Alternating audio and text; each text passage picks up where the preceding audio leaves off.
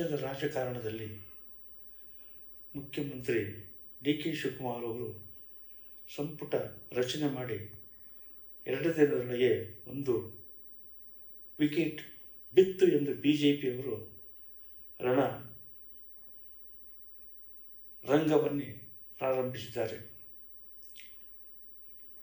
ನಗರಾಭಿವೃದ್ಧಿ ಸಚಿವ ಆಗಬೇಕೆಂದು ರಾಮಲಿಂಗಾರೆಡ್ಡಿಯವರು ಜಲಸಂಪನ್ಮೂಲ ಸಚಿವ ಸ್ಥಾನಕ್ಕೆ ರಾಜೀನಾಮೆ ಕೊಟ್ಟು ಒಂದು ದಿವಸ ಯಾರಿಗೂ ಸಿಗದೆ ರಹಸ್ಯವಾದ ಸ್ಥಳಕ್ಕೆ ಹೋಗಿದ್ದು ಇದು ಒಂದು ಇತಿಹಾಸದ ಪುಟಕ್ಕೆ ಸೇರುತ್ತದೆ. ರಾಹುಲ್ ಗಾಂಧಿ ಬಂದಿದ್ದರು, ಮಲ್ಲಿಕಾರ್ಜುನ ವಿಧಾನಸೌಧಕ್ಕೆ ಬಂದಿದ್ದರು, ಸಿದ್ದರಾಮಯ್ಯ ಬಂದಿದ್ದರು, ಡಿ ಕೆ ಶಿವಕುಮಾರ್ ಇದ್ದರು. ವಿಧಾನಸೌಧಕ್ಕೆ ಬರದೆ ರಾಜೀನಾಮೆ ಕೊಟ್ಟು ಅವರು ಒಂದು ನಿಗೂಢ ಸ್ಥಳಕ್ಕೆ ಹೋಗಿದ್ದು ಬಹಳ ವಿಚಿತ್ರ ಸತ್ಯ ಸಂಗತಿ. ಇದಕ್ಕೆ ಕಾರಣ ಏನಂದರೆ ನಾವು ಹಿಂದಿನ ಒಂದು ಪುಟವನ್ನು ತೆಗೆದು ನೋಡಬೇಕಾಗುತ್ತದೆ. ಸಿದ್ದರಾಮಯ್ಯನವರು 2.5 ವರ್ಷದ ನಂತರ ಮುಖ್ಯಮಂತ್ರಿ ಸ್ಥಾನ ಬಿಟ್ಟುಕೊಡದೆ 6 ತಿಂಗಳಾಗಿತ್ತು.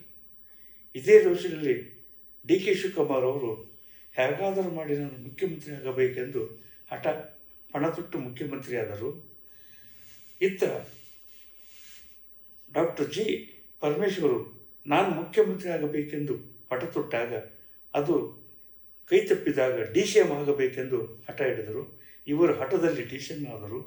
ರಾಮಲಿಂಗಾರೆಡ್ಡಿಯವರು ನನಗೆ ಆಶ್ವಾಸನೆ ಕೊಟ್ಟ ರೀತಿಯಲ್ಲಿ ಬೆಂಗಳೂರು ನಗರಾಭಿವೃದ್ಧಿ ಸಚಿವ ಸ್ಥಾನವನ್ನು ಕೊಡಬಹುದು ಎಂಬ ನಿರೀಕ್ಷೆಯಲ್ಲಿದ್ದಾಗ ಜಲಸಂಪನ್ಮೂಲ ಕೊಟ್ಟ ಆಸೆ ಖುಷಿಯಾಗಿ ಇವರು ನಿರಾಶರಾಗಿ ರಾಜೀನಾಮೆ ಕೊಟ್ಟು ಹೋಗಿದ್ದಾರೆ. ಆದರೆ ರಾಜೀನಾಮೆ ಇನ್ನೂ ಅಂಗೀಕಾರವಾಗಿಲ್ಲ ಎಂಬ ಸುದ್ದಿ ಹರಡಿದೆ. ಇತ್ತ ರಾಹುಲ್ ಗಾಂಧಿಯವರು ಆನ್ಲೈನ್ ರೆಸಲ್ಯೂಷನ್ ಪಾಸ್ ಮಾಡಿಬಿಟ್ರು. ಮನವರಿಕೆ ಮಾಡಿ ಇಲ್ಲವೇ ರಾಜೀನಾಮೆಯನ್ನು ಅಂಗೀಕರಿಸಿ ಎಂದು ರಾಹುಲ್ ಗಾಂಧಿಯವರು ಏರ್ಪೋರ್ಟಿನಲ್ಲಿ ಗುಡುಗಿದರು. ಇತ್ತ ಇನ್ನೊಬ್ಬ ಸಚಿವ ಮುನಿಯಪ್ಪ, KH ಮುನಿಯಪ್ಪ ಇವರು ನಾನು 8 ಬಾರಿ ಗೆದ್ದು ಕೇಂದ್ರ ಸಚಿವನಾಗಿ ಇಂದು ರಾಜ್ಯ ಸರ್ಕಾರದಲ್ಲಿ ಆಹಾರ ಮತ್ತು ನಾಗರಿಕ ಪೂರೈಕೆ ಸಚಿವನಾಗಿ 3 ವರ್ಷ ಸೇವೆ ಮಾಡಿದ್ದರೂ ನನಗೆ ಬೇಕಾದ ಸಮಾಜ ಕಲ್ಯಾಣ ಇಲಾಖೆಯನ್ನು ಕೊಡಲಿಲ್ಲ ಎಂಬ ಕೊರಗನ್ನು ರಾಹುಲ್ ಗಾಂಧಿ ಮುಂದೆ ಬಿಚ್ಚಿಟ್ಟರು. ಆಗ ರಾಹುಲ್ ಗಾಂಧಿಯವರು ಭರವಸೆ ನೀಡಿದಾಗ ಸಂತೋಷವಾಗಿದೆ ಎಂದು ಮಾಧ್ಯಮದ ಮುಂದೆ ಪ್ರತಿಕ್ರಿಯೆ ನೀಡಿದ್ದಾರೆ. ಇತ್ತ ಇನ್ನೊಬ್ಬ ಸಚಿವ KJ ಜಾರ್ಜ್ ಇಂಧನ ಸಚಿವರು ಇವರು ಒಂದು ರೀತಿಯ ಮುನಿಸಿಕೊಂಡರು. ರಾಜೇಂದ್ರ ಚೋಳನ್ ಮುಖ್ಯಮಂತ್ರಿಯ ಕಾರ್ಯದರ್ಶಿ ಇವರನ್ನು KPTCL MD ಆಗಿ ಮಾಡಿದ್ದಕ್ಕೆ ಇವರು ತಮ್ಮ ಅಸಮಾಧಾನವನ್ನು ವ್ಯಕ್ತಪಡಿಸಿದ್ದಾರೆ. ಹೀಗೆ ಇಂಥ ಸಮಾಧಾನ ಮತ್ತು ಅಸಮಾಧಾನ ಮಧ್ಯದಲ್ಲಿ ಸರ್ಕಾರ 3 ದಿನದಲ್ಲಿ ಭಾರಿ ಎಡವಟ್ಟು ಮಾಡಿಕೊಂಡಂತಾಗಿದೆ. ಆದರೆ ಕನಕಪುರದ ಬಂಡೆ ಈ ಸಮಸ್ಯೆಯನ್ನು ಸಚಿವ ಸಂಪುಟದ ಸಮಸ್ಯೆಯನ್ನು ಯಾವ ರೀತಿ ಬಗೆಹರಿಸುತ್ತದೆ ಎಂಬುದನ್ನು ರಾಜ್ಯದ ಜನತೆ ಜಾತಕ ಪಕ್ಷಿಯಂತೆ ಕಾದು ನೋಡುತ್ತಿದ್ದಾರೆ. ಈ ಹಿಂದೆ ಮುಖ್ಯಮಂತ್ರಿ ಸಿದ್ದರಾಮಯ್ಯನವರು ರಾಜೀನಾಮೆ ಕೊಟ್ಟಾಗ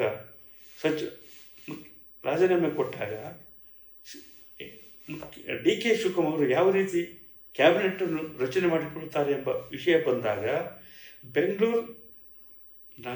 ಬೆಂಗಳೂರು ಜಿಲ್ಲೆಯಲ್ಲಿ 28 ಶಾಸಕರಲ್ಲಿ 11 ಜನ ಶಾಸಕರು ಸಚಿವ ಸ್ಥಾನಕ್ಕೆ ಸೆಣಸಾಟ ನಡೆಸಿದ್ದಾರೆ. ಅಲ್ಲದೆ ಸಚಿವ ಸಂಪುಟದ ರಚನೆಗೆ ಸಚಿವ ಸ್ಥಾನಕ್ಕೆ ಒಂದು ಮಹಾಯುದ್ಧ ರಣರಂಗ ಪ್ರಾರಂಭಿಸಿದ್ದಾರೆ. ಇದು ಒಂದು ಮುಖ್ಯಮಂತ್ರಿ ಡಿ ಕೆ ಶಿವಕುಮಾರ್ ಸರ್ಕಾರಕ್ಕೆ ಒಂದು ಸುನಾಮಿ ಆಗಬಹುದು ಎಂಬ ವರದಿಯನ್ನು ನಮ್ಮ ರಾಜ್ಯ ಸುದ್ದಿ ಸೆಂಟರ್ ಬೆಂಗಳೂರು ಸರ್ಕಾರದ ಗಮನ ಸೆಳೆದಿತ್ತು. ಅದರಂತೆ ಇವರು 3 ದಿನದಲ್ಲಿ ಸಂಪುಟದಲ್ಲಿ ಸುನಾಮಿಯದ್ದು ಇದು ರಾಜ್ಯ ಜನತೆಯ ಮುಂದೆ ತಲೆ ತಗ್ಗಿಸುವಂತಾಗಿದೆ. ಆದರೆ ಇನ್ನು 20 ಜನ ಸಚಿವರನ್ನು ಮಾಡಬೇಕಾದ್ರೆ ಸುಮಾರು ಭಾಳ ಎಚ್ಚರಿಕೆಯಿಂದ ಮಾಡಬೇಕಾಗುತ್ತದೆ. ಸಚಿವ ಸಂಪುಟದ ವಿಸ್ತರಣೆ 20 ಜನ ಸಚಿವರನ್ನು ಯಾವಾಗ ತೆಗೆದುಕೊಳ್ಳೋದು, ಯಾವಾಗ ಮಾಡ್ಬೋದು ಎಂಬ ಒಂದು ಎಕ್ಸ್‌ಪ್ರೆಷನ್ ಜನರಲ್ಲಿ ಒಳಗಿದೆ. BBMP ಚುನಾವಣೆ ಮುಗಿಯುವ ತನಕ, BBMP ಚುನಾವಣೆ ಅಂದರೆ ಗ್ರೇಟರ್ ಬೆಂಗಳೂರು GBA ಚುನಾವಣೆ ಆಗುವ ತನಕ ಸಚಿವ ಸಂಪುಟದ ವಿಸ್ತರಣೆ ಆಗುವುದು ಸಾಧ್ಯವಿಲ್ಲ ಎಂದು ನನಗೆ ದೆಹಲಿ ಮೂಲಗಳಿಂದ ತಿಳಿದು ಬಂದಿದೆ. ಯಾಕೆಂದರೆ ಈಗ ಜೂನ್ನಲ್ಲಿ ರಾಜ್ಯಸಭಾ ಚುನಾವಣೆ ಮುಗಿಯುತ್ತೆ. ಮುಗಿಯುತ್ತಾ ಅಸೆಂಬ್ಲಿ ಪ್ರಾರಂಭವಾಗುತ್ತೆ. ಅಸೆಂಬ್ಲಿ ಪ್ರಾರಂಭದಲ್ಲಿ ಜೂನ್ 15ರೊಳಗೆ GBA ಚುನಾವಣೆ ಡಿಕ್ಲೇರ್ ಮಾಡಲೇಬೇಕಾಗುತ್ತೆ. ಈ ಒಂದು ಸನ್ನಿವೇಶಗಳನ್ನು ಅಳೆದು ತುಳಿದು ನೋಡಿದಾಗ GBA ಚುನಾವಣೆ ನಂತರ ಸಚಿವ ಸಂಪುಟ ವಿಸ್ತರಣೆ ಖಚಿತ ಎಂದು ದೆಹಲಿ ಮೂಲಗಳು ಹೇಳುತ್ತವೆ. ಜೈ ಕರ್ನಾಟಕ. NG ಕಾರ್ಟಗಿ, ಹಿರಿಯ ಪತ್ರಕರ್ತರು, ಬೆಂಗಳೂರು.